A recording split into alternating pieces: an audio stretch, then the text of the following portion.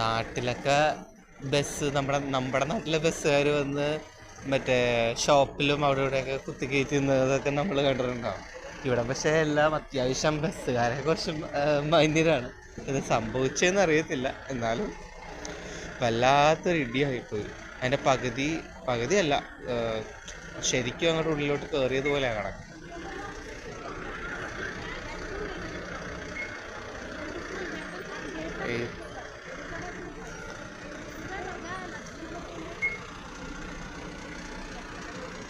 ഇപ്പോഴത്തെ പ്രശ്നം എന്താണെന്ന് ചോദിച്ചാൽ, ഈ ഒരു ബസ് പുറകോട്ടെടുത്താൽ ചിലപ്പോൾ ഈ ബിൽഡിങ് മൊത്തം ഇടിഞ്ഞു പൊളിഞ്ഞ് വീഴാം എന്നാണ് ഇവർ പറയണത്.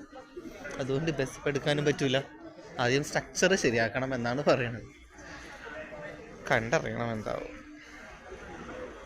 അല്ല, എന്നാലും ആകെ ഉണ്ടായിരുന്നു റോസ്റ്റർ കടയായിരുന്നു ഇവിടെ ഞങ്ങൾക്ക്. ഇവിടെ അത്യാവശ്യം മോച്ചറക്കാട് റീചാർജ് ചെയ്യാനായിട്ടൊക്കെ വരുന്നൊരു കടയായിരുന്നു.